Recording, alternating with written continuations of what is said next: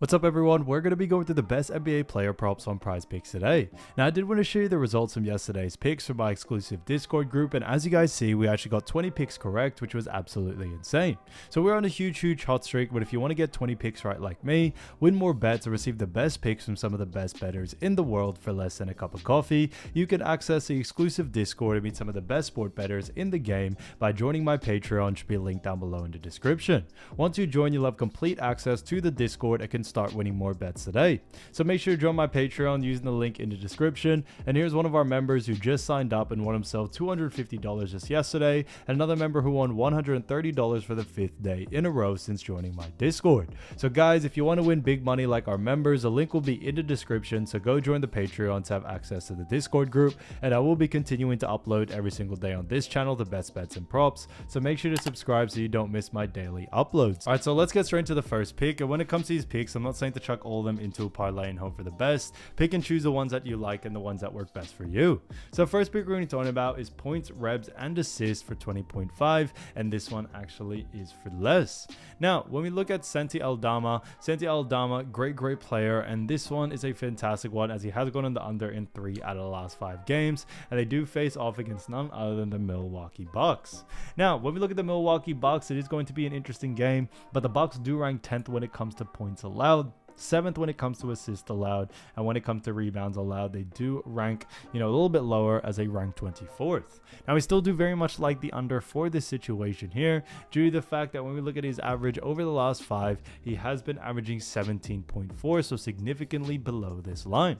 Now Milwaukee Bucks do rank pretty high in all 3 categories. Bucks, do rank a little bit worse in that rebounding, but Bucks in general do a really good job at restricting points, rebounds, and assists to the forward position, which is what Santi Aldama is. So that's a big reason why we do very much like the under for this one. We've also seen that over the last 5 games, he hasn't really had that high of a usage rate in all 3 departments. He did have, a most recent game over the last 5 against Spurs where he did have 38. We think that was a little bit of an outlier game. It's brought this line a little bit too high now, that now is a lot more value actually to go on the under. And even another time they did hit on the over against Houston, he only made it over by 0.5. So definitely not convincing enough to us in that category, and that's why we do like the over for someone like Aldama. So Santi Aldama, 20.5 points, rebs, and assists for less, I think is a great pick. So getting to the second pick, we're going to be talking about none other than Trent Jr.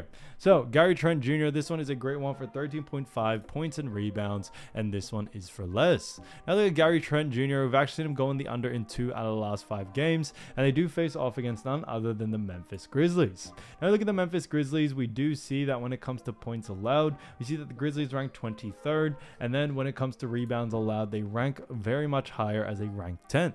Now the reason why we do like the under for this situation here is that when it comes to Memphis, they actually do a really good job at restricting points and rebounds to the guard position, which is what Trent Jr. is.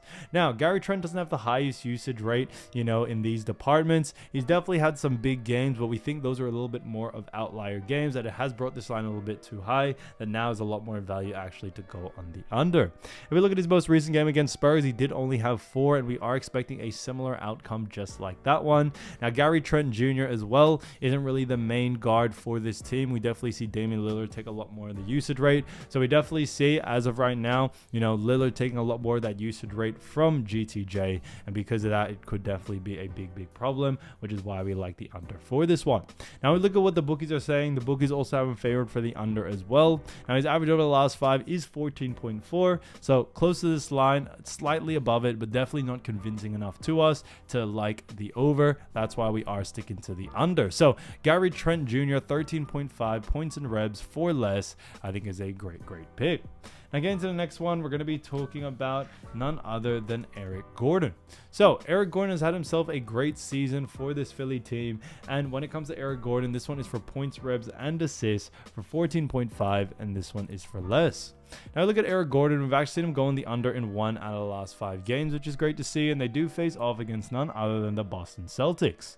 Now Boston Celtics do rank 5th when it comes to points allowed, 4th when it comes to assists allowed, and when it comes to rebounds allowed, we see Boston Celtics ranked 20th, so a little bit lower in that rebounding category, but we definitely don't see it affect you that much. Now, the reason being is that when it comes to Boston, they do a really good job at restricting points, rebounds, and assists to the guard position. So that's a big reason why we do very much like the under for this one. When it comes to Gordon as well, his average over the last 5, yes, it is 16.8, so slightly above this line, but he has faced off against much easier teams over the last 5 that we have seen it, inflate this line a little bit too high, that now is a lot more value to go in the under.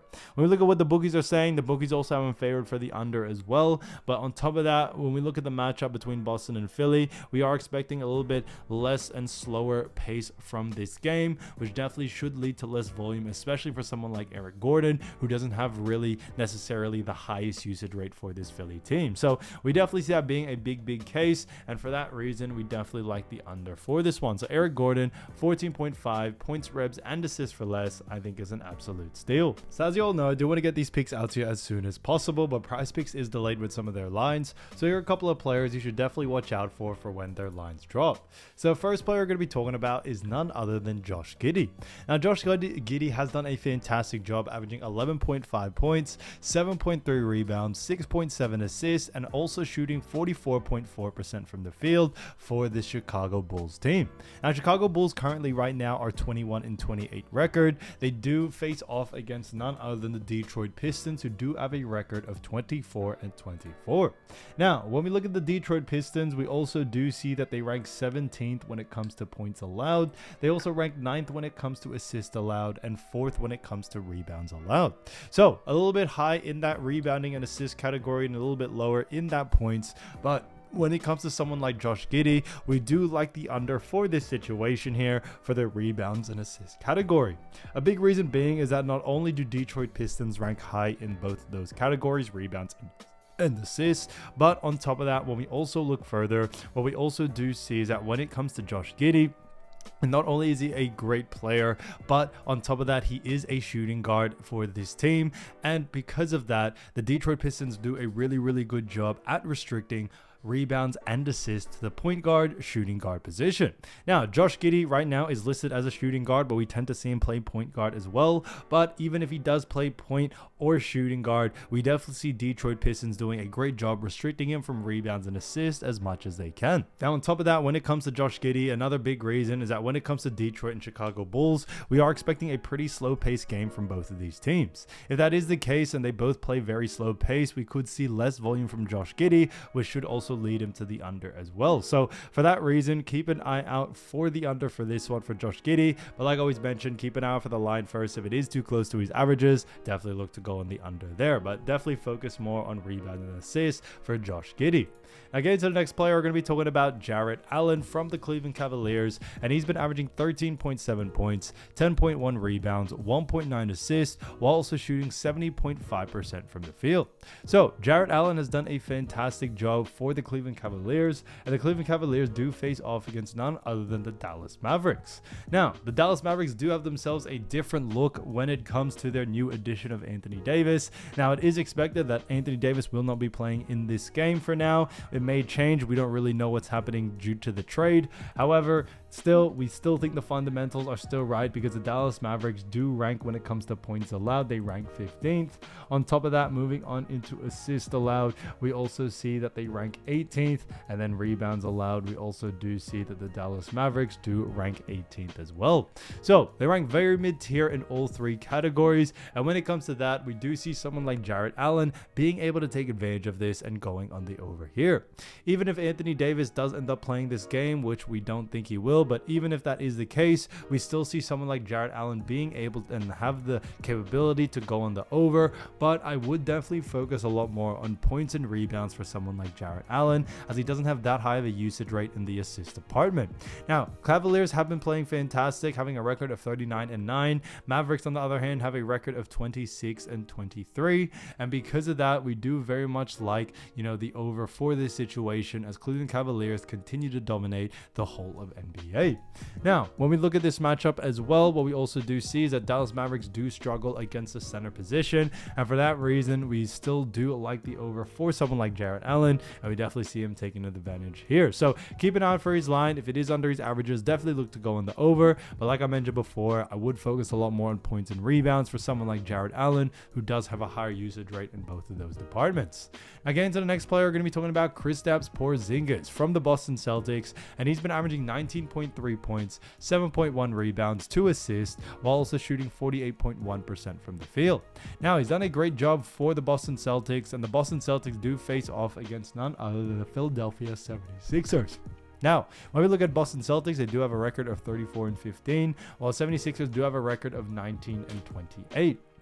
Now, the 76ers do rank 12th when it comes to points allowed, even their poor record. They also rank 23rd when it comes to assists allowed, and then also rebounds allowed. We see that the 76ers do rank, interestingly 16th.